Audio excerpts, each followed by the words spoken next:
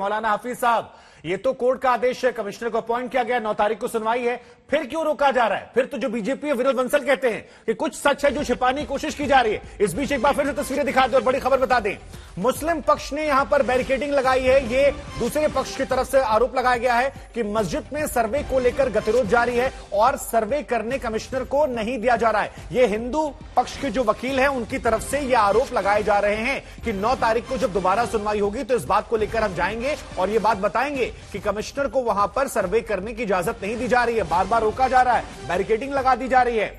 मौलाना हफीज साहब, ये बैरिकेडिंग क्यों? मामला तो कोर्ट में है, 9 तारीख को फिर सुनवाई होनी है। अगर विरोध करना है तो कोर्ट में कीजिए। जो लोग यहां बाहर विरोध कर रहे हैं, इसका मतलब जो बात विनोद बंसल कह रहे हैं कि कुछ छिपाया जा रहा है।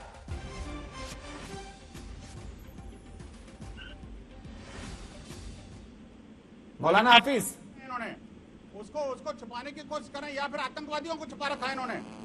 मौलाना हफीज साहब, दिखाना नहीं चाहते। अगर आप तक आवाज जा रही है, विनोद बंसल ने कई आरोप है कि या तो लोगों को छिपा रखा है या वहां कुछ ऐसा है जो आपने छिपा रखा है। अगर आप तक मेरी आवाज पहुंच रही है तो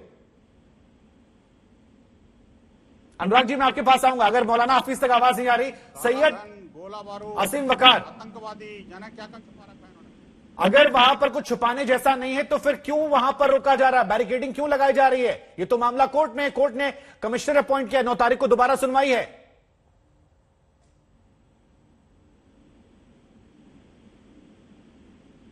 लिख जाएगी।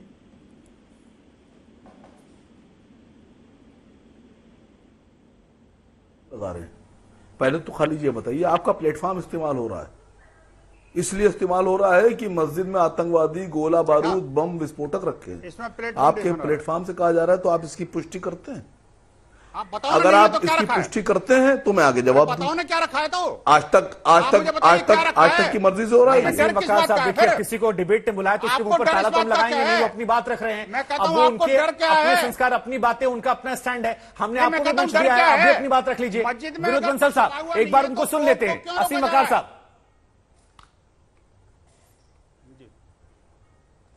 देखिए, जब तक के मुझे इस बात का जवाब विनोद बंसल नहीं देंगे तब तक बहस बेकार है, क्योंकि मानना है कि कोर्ट का सम्मान और कोर्ट का अपमान। कोर्ट ने 1992 के मामले में यह कहा था कि मस्जिद की हिफाजत की जाए। कोर्ट ने यह कहा कि इस बात का प्रमाण नहीं है कि कोई मंदिर गिरा के मस्जिद बनाई गई 92 में 2022 में इसी महीने का निर्णय है। क्यों छोड़ दें? कोर्ट ने कहा है कि क्यों छोड़ दें? तो वहां के आतंकवादियों की नहीं, आतंकवादी कार्रवाई नहीं, आतंकवादियों ने आतंकवादी कार्रवाई की माना आपने? 1991 नहीं, आप मानते हैं कि वहां जो मस्जिद 2022 का 1992 में जो मस्जिद गिराई गई थी उस पे एक आतंकी हमला था। विनोद बंसल जी, मैं आपसे रिक्वेस्ट करूंगा कि आप थोड़ा शांति बनाइए, मैं आपके पास आऊंगा। लेकिन सैयद असीम वकार साहब, सवाल मैं आपसे ये पूछ रहा हूं, जवाब आप वो दे रहे हैं। सवाल मेरा फिर से दोहरा दे रहा हूं, अगर आपने नहीं सुना था। जो लोग यहां पर बैरिकेडिंग लगाकर कमिश्नर को सर्वे करने से रोक रहे हैं, ये क्यों रोका जा रहा है? क्या कुछ छिपाया जा रहा है? सीधा सवाल है, उम्मीद करूंगा जवाब सीधा मिलेगा।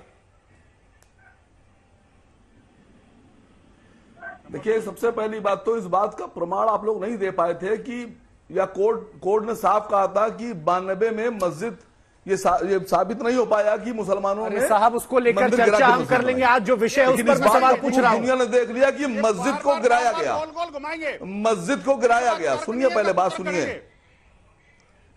नहीं घुमाएंगे क्या? मैं आप लोगों का चेहरा सामने कर रहा हूं झूठ के।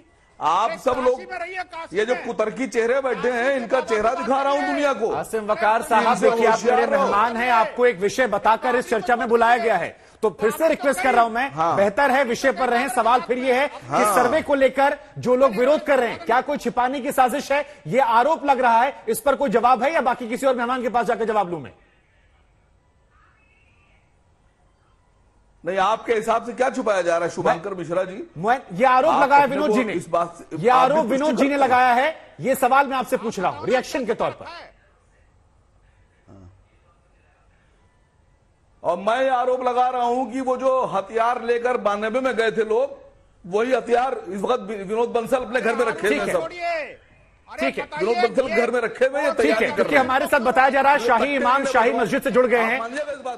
मौलाना हफीज साहब, अभी खबर आई है, हिंदू पक्ष के वकील ने एक बड़ा आरोप लगाया है कि कमिश्नर को वहां पर सर्वे करने से रोका जा रहा है। मुस्लिम जो लोग हैं वो बैरिकेडिंग लाकर रोक रहे हैं। बीएचपी ये कह रही है कुछ छिपाया जा रहा है, इस वजह से रोका जा रहा है। क्या स्टैंड है, रोकने की मंशा क्यों, जब मामला कोर्ट में चल रहा है?